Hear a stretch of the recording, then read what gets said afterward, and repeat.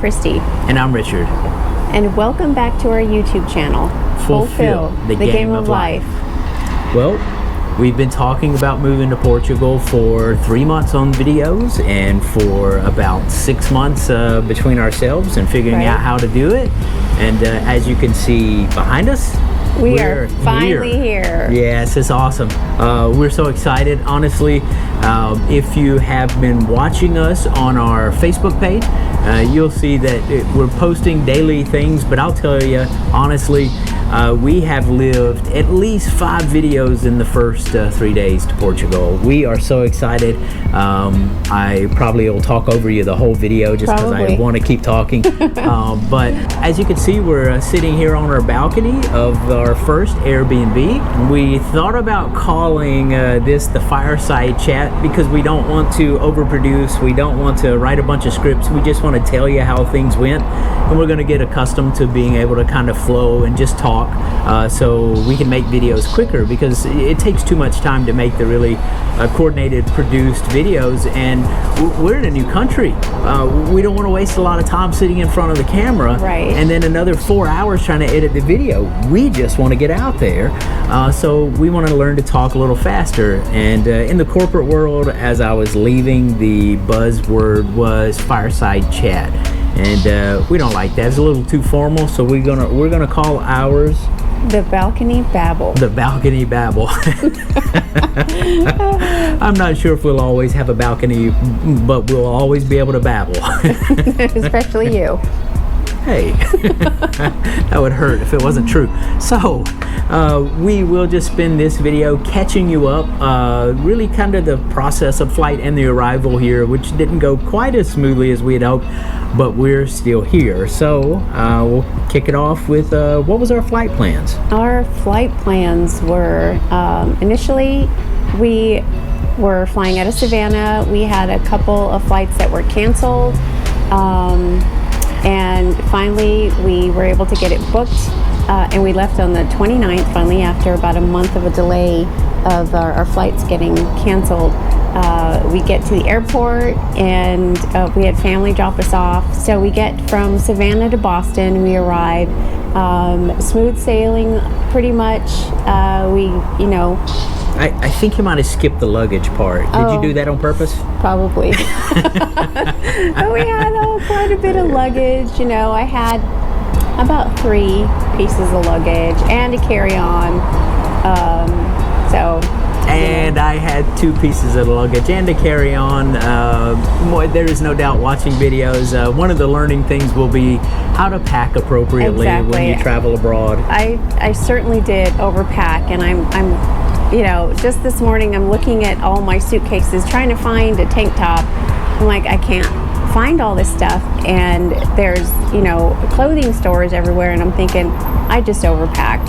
I was being a clothes hoarder, and I just I think I'm gonna let go of a lot of the clothes that I did actually bring. Well, and then of course the daily care products, the hair products, the toothpaste, and all that stuff.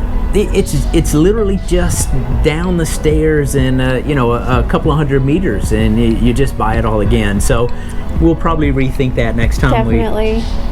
Give you all some pointers about what to pack, what not to pack. I didn't pack a hair dryer. Or a curling iron. Yeah, a little more on the luggage. Pretty interesting, right? There is a weight limit at 50 pounds per bag. If you go over that weight limit, they'll charge you up to $150, I think. Right. For the extra bag, or for the overweight. So it's really important. So, we showed up with 5 fully packed bags, and then 2 carry-ons for just 2 people. We could check 2 bags each, and then we had carry-ons ourselves. But anyway, each one of those bags were close to 50 pounds. Yeah. So we literally brought probably 300 pounds worth of stuff. Which is almost a comedy in itself, and I'll show you a little footage to make you smile there probably. But anyway, we got the baggage on, and we get on the plane in Savannah, a couple of hours in the air. Land in Boston, and we stop and get something to eat. We're a little hungry, and we're sitting there, and all of a sudden we hear the announcements about, Christy and Richard Peterson need to come to the ticket agent's desk. And so we're like, let's hurry up and finish our food. And we went there, and yeah, fortunately it was a 2.5 hour layover, so we Yes. had a little bit of time.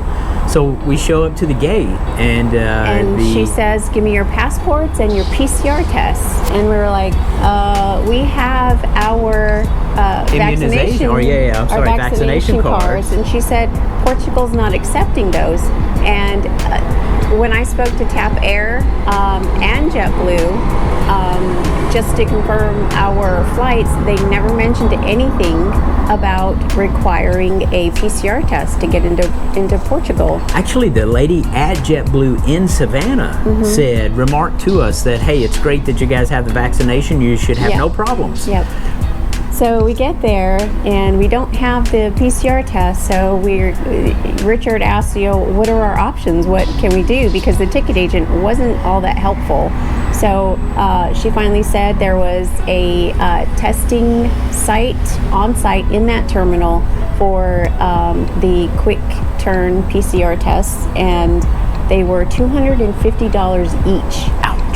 We weren't planning on that expense. Security. Yeah, we had to go outside of security to go get the test. Yes. So we get the test. There's a huge line, not huge line, but there was a lot of people in front of us, and the line wasn't moving very quickly. So I kind of had to go up front and tell them our situation. And so they were able to accommodate us, thankfully. And the test took about 45 minutes.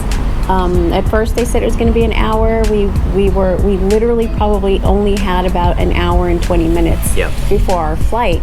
And that's to get back through security and back through the gate, exactly. right? But thankfully, there's not that many people flying international right now, so getting through security wasn't terrible. Yep. So we made it. We made did. it. Our wallets were quite a bit lighter, but we made it. We did. And so finally we're on the flight. The flight was 6.5 hours, which was awesome. 6.5 hours of playing video games for him. I literally logged in, plugged in my laptop, and played video games for 6.5 hours, 5.5 hours. Had to eat. Yes. I watched a couple movies, played solitaire. And just relaxed. Took a nap. Yes. Yep. But a couple of naps. Did I take a couple naps? Probably. Maybe. Anyway, so we finally arrive in Portugal. And if you've ever went anywhere internationally, the next step is to work your way through customs. Yeah. Customs was about an hour and 10 minutes of standing in line. Right. With no internet. Right. We forgot what that was like. An hour and 10 minutes of life just looking at other people and people ourselves. Watching and staring at each other. And so we make our way through that. We get to customs, and they ask for our passport and the PCR test. So if you plan on traveling right now with the COVID situation going on, make sure you do not lose your PCR test. Yeah, there was something interesting. A couple other people had these things that came up to talk to us after because they were caught in the same circumstance.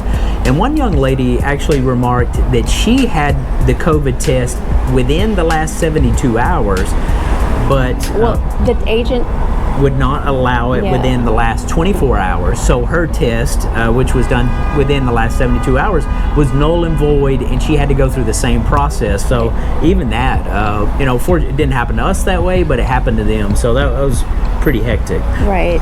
But anyway, so we make it through immigration, and we go get our 300 pounds worth of stuff. That was fun. And then we go put it in a taxi. And give them the address, and they pretty much deliver us. There was a learning here, though. We had been warned really by our host on the page that when you come to Portugal, obviously they can tell you're American just by the way you speak. Right. And they will overcharge you on the taxi ride. She suggested that you ask up front what the price was, and then you ask for a receipt to kind of give them a little pressure to actually charge you the right amount. Right. We didn't actually do that. We didn't do it very well. well. We were just tired. We were like, exhausted. You did ask for a receipt. I did, but he didn't give us one. He acted as if he kind of didn't know what we were saying. He didn't speak very fluent English. But anyway, we got there. We should have paid between 10 and 15 euro for the taxi ride. We paid 35.